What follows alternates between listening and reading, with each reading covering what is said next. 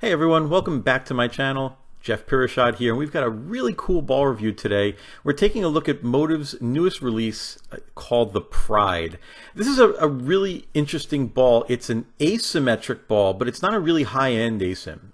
It's a medium to be a benchmark ball, which you don't usually see in asymmetric pieces. The RG 2.50, the differential a little lower than usual, 0.042. And the intermediate differential 0.010, not a super strong core, but it's still strong enough to get the job done as a benchmark ball. Here you can see the layout, the dual angle 45 by 4.5 by 35. If you're into VLS layouts, it's 4.5 by 3 3/4 by 2 1/4. So let's go out to the lanes and take a look. So first we'll take a look at a couple of shots playing right. I'm just kind of fluffing the ball through the heads around the second arrow.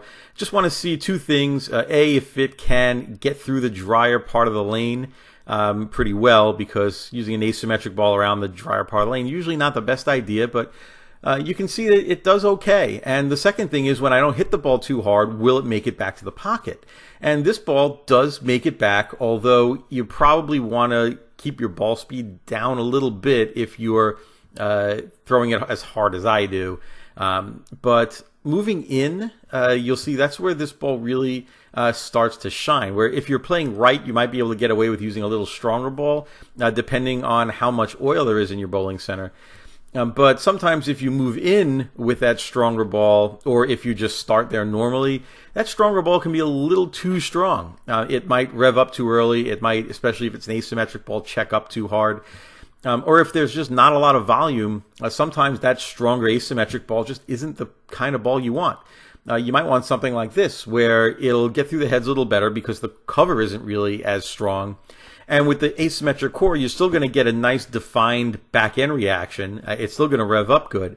But you're not going to see the ball roll out as much. It should be able to continue a little better, kind of more like a symmetric ball. So this ball's kind of interesting in that it has a little best of both worlds. Because the thing you don't want is a ball that's going to hook too early and then die, but you want a ball that's going to retain its energy, and you want a good mix of all of those. So let's take a look at some comparisons. We'll start with the Venom Recoil, which is the current benchmark asym, not strong core type ball in the line. And you'll immediately notice that the Recoil just isn't as strong as the Pride is. The first one I threw, I got in a little bit and it was much smoother. The second one I got right to where I was getting the Pride, and it didn't make it back. This one I kind of slowed down a little bit and I got it more inside of that, so it just doesn't respond as well to those steep angles that the Pride did.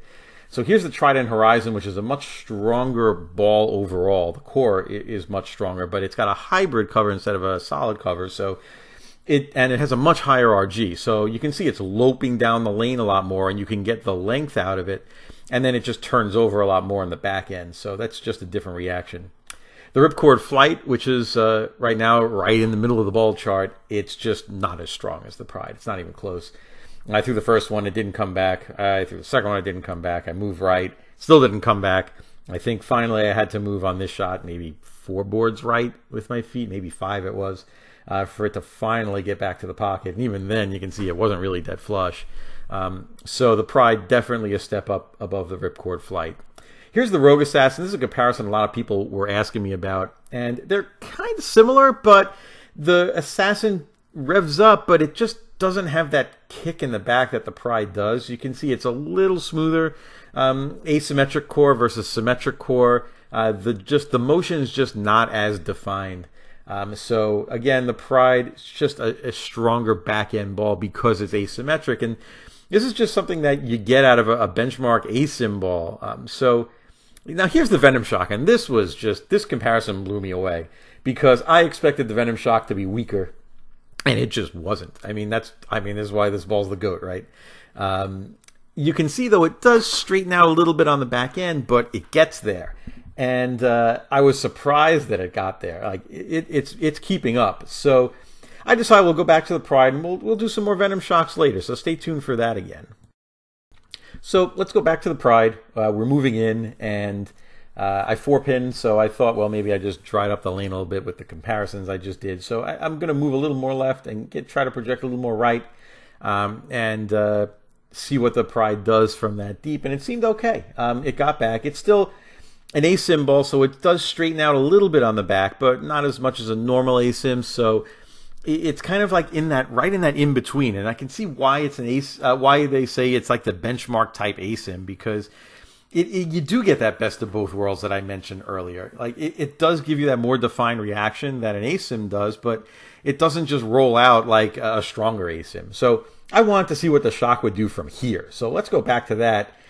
And it's just trying to get back, but it just can't get there. And it's close. I mean, don't get me wrong, it's close. It's keeping up, but the back end is just, because the shock is just so much more cover dominant, whereas the Pride is core dominant. The cover is so strong, it just bleeds a little energy, maybe too much, and it just can't keep up with the Pride from that deep. So I hope you like this comparison between the Pride and the shock and some of the other balls in the line. The Pride does release in mid-October, so get to your pro shops and order those if you are interested in a ball like this. I think it's a really good match for a lot of different people that might need a ball that's in between everything. So thanks again for everything, you guys. Glad you like the channel, and we'll see you guys next time. Thanks.